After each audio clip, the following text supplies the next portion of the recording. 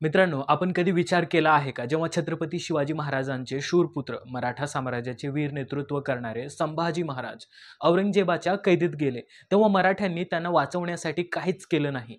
इतक्या बलशाली साम्राज्याच्या नेतृत्वावर असताना आणि त्यांच्या शौर्याच्या कथा आजही कानावर पडत असताना ते कसे पकडले गेले आणि त्यांना सोडवण्याची संधी मराठ्यांनी का मिळाली नाही? या घटनामागील गूढ सत्य आज आपण उलगडणार आहोत मित्रांनो. संभाजी महाराज हे छत्रपती शिवाजी महाराजांचे ज्येष्ठ पुत्र होते आणि त्यांच्यावर मराठा साम्राज्याचा भार आला होता. शिवाजी महाराजांच्या मृत्यूनंतर मराठा साम्राज्य एका कठीण कालखंडातून जात होतं.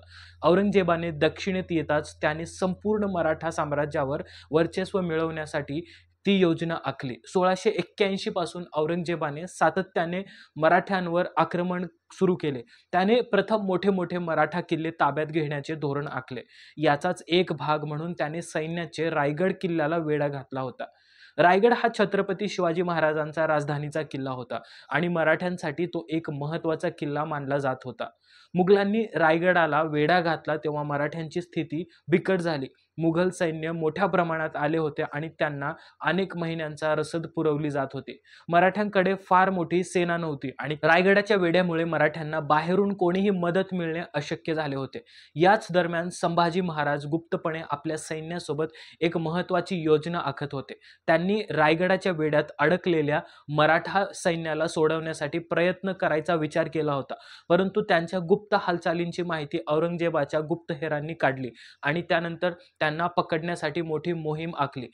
1689 मध्ये संभाजी महाराज आणि त्यांच्या अत्यंत विश्वासू साथीदार कवी कलश यांना मुघल सैन्याने सांगलीजवळील संगमेश्वर येथे पकडले. ही गुप्त माहिती मिळताच औरंगजेबाने तातडीने आपल्या सेनापतींना त्यांना पकडण्याचे आदेश दिले.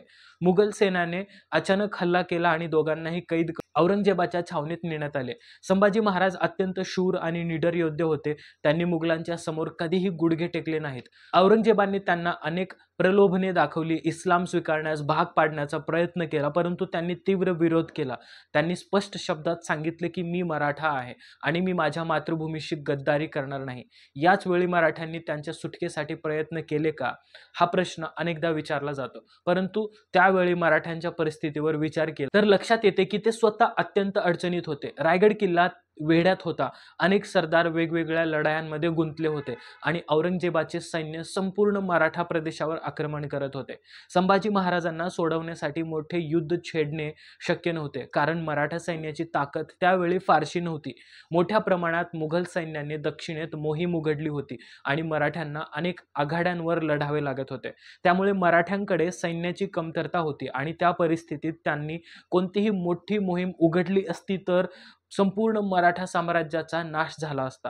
औरंगजेबाने संभाजी महाराजांना क्रूरतेने ठार मारले, पण त्यांचा आत्मसन्मान कधीही डगमगला नाही. त्यांची मृत्यू ही त्यांच्या महान शौर्याची साक्ष आहे. त्यानंतरही मराठ्यांनी हार मानली नाही. पुढे छत्रपती राजाराम महाराजांनी मराठा प्रतिकार सुरूच ठेवला आणि नंतर मराठ्यांनी मोठ्या संघर्षानंतर औरंगजेबाच्या सैन्याला हरवले. ही कथा केवळ संभाजी महाराजांच्या बलिदानाची नाही, तर मराठ्यांच्या संपूर्ण संघर्षाची आहे. त्यांच्या मृत्यूनंतरही मराठ्यांनी मुघलांना शरण गेले नाही, उलट अधिक जोमाने लढाई केली आणि अखेर औरंगजेबाचा पराभव झाला. आजही संभाजी महाराजांच्या शौर्याची आणि त्यागाची आठवण मराठा मनामनात जिवंत आहे. तर मित्रांनो, ही काही कारणे होती ज्याच्यामुळे संभाजी महाराजांना वाचवू शकण्यात आलं नाही. परंतु विचार करा मित्रांनो, जर संभाजी महाराज जर तेव्हा वाचले असते तर विचार करा, इतिहास आणखीन काही खूप छान असला असता. आणि कशी वाटली तुम्हाला ही कथा? आवडली असेल तर नक्की चॅनलला लाईक करा, शेअर करा. नवीन असाल तर प्लीज सबस्क्राईब करा मित्रांनो. त्याच्यामुळे माझा आत्मविश्वास वाढतो तुमच्या एका लाईकमुळे, एका सबस्क्राईबमुळे. तर भेटूया पुढच्या व्हिडिओमध्ये अशाच काही एका नवीन टॉपिकसोबत. तोपर्यंत जय हिंद, जय महाराष्ट्र, जय शिवाजी, जय संभाजी.